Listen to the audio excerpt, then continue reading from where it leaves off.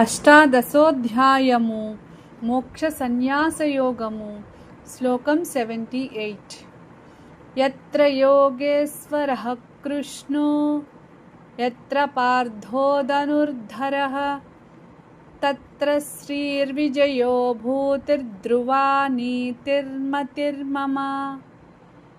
తెలుగు తాత్పర్యము: యోగేశ్వరుడైన శ్రీకృష్ణుడు ఎక్కడ ఉంటాడో, ధనుర్ధరుడైన అర్జునుడు ఎక్కడ ఉంటాడో అక్కడ తప్పకుండా ఐశ్వర్యం, విజయం, శ్రేయస్సు, స్థిరమైన ధర్మం ఉంటాయి.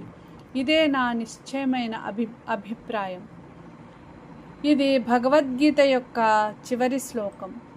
ఈ శ్లోకాన్ని సంజయుడు ధృతరాష్ట్రునితో చెబుతూ భగవద్గీత సందేశానికి అద్భుతమైన ముగింపునిచ్చాడు.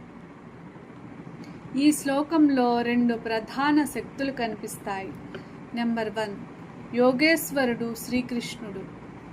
శ్రీకృష్ణుడు దైవజ్ఞానానికి, ధర్మానికి, సత్యానికి, యోగానికి ప్రతీక. ఆయన సరైన మార్గాన్ని చూపించే గురువు. నెంబర్ 2, ధనుర్ధరుడు అర్జునుడు. అర్జునుడు కర్తవ్యాన్ని ధైర్యంగా ఆచరించే ఆదర్శ మానవుడు. సందేహాన్ని జ్ఞానంతో తొలగించి ధర్మం కోసం కార్యాచరణలోకి దిగాడు. ఈ ఇద్దరి కలయిక ఒక గొప్ప సూత్రాన్ని తెలియజేస్తుంది. కృష్ణుడు అనగా దైవజ్ఞానం, సత్యం, మార్గదర్శకత్వం. అర్జునుడు అనగా శ్రమ, ధైర్యం, కర్తవ్య నిర్వహణ. జ్ఞానం మాత్రమే సరిపోదు, కార్యం కూడా అవసరం. కార్యం మాత్రమే సరిపోదు, దానికి ధర్మజ్ఞానం అవసరం.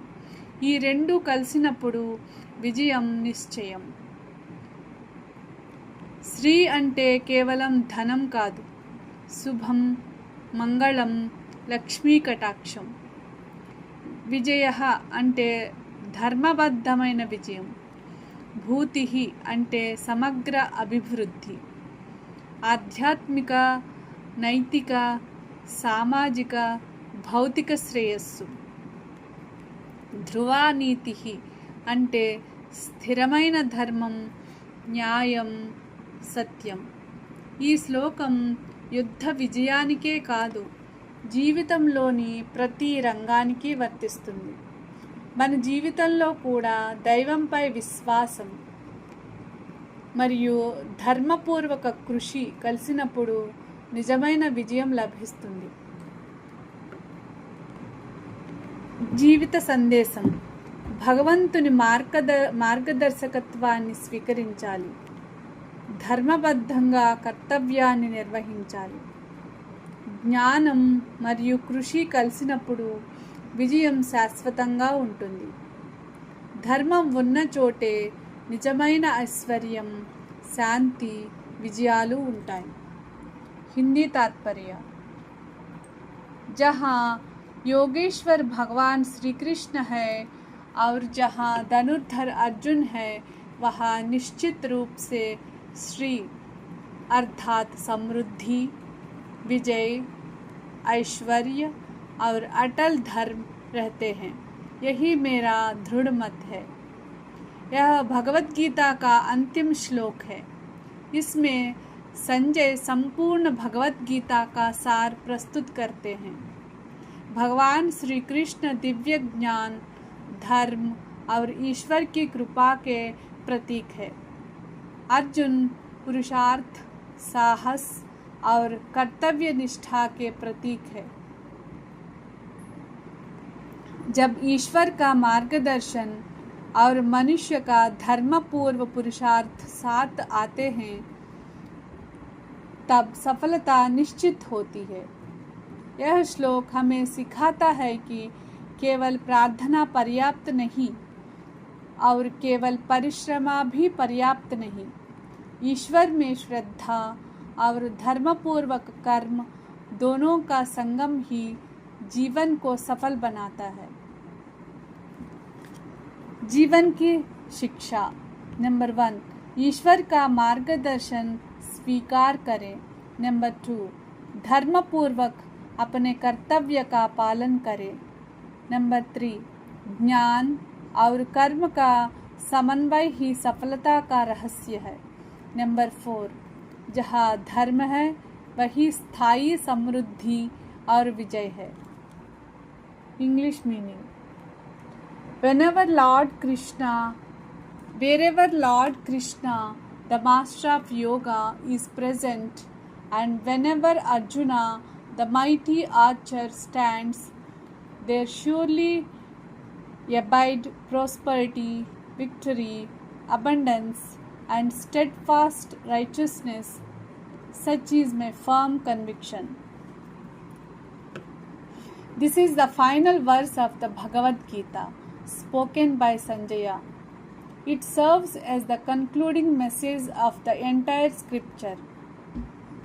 Lord Krishna represents divine wisdom, truth, righteousness, and spiritual guidance, while Arjuna represents courage, disciplined action, and faithful execution of one's duty.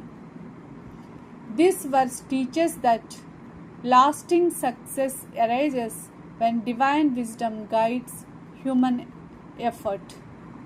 Prosperity without righteousness is unstable, and effort without wisdom may be misdirected. When both are united, victory and true well-being naturally follow. The 4 blessings mentioned are: number 1, Shri, means prosperity, grace, and auspiciousness. Number 2, Vijaya, true and righteous victory. Number 3, Bhuti, flourishing, growth, and overall welfare. Number 4, Dhruti Dhruva Niti, firm righteousness, justice, and ethical conduct.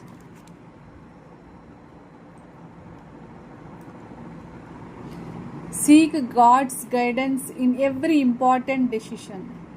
Perform your duties with sincerity and courage. Unite wisdom with action.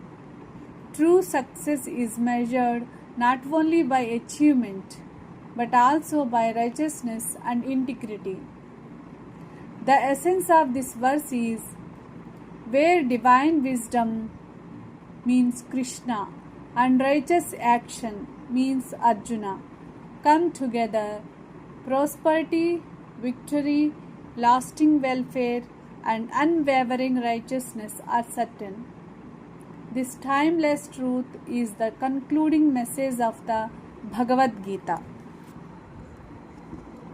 Om Tatsaditti Srimad-Bhagavad-Gītāsu Upanishadsu Brahma-Vidyāyām Yoga-Shāstre Sri Krishna-Arjuna Samvāde Moksha-Sannyāsa-Yogo Nama Ashtādasodhyāyah Samāptah.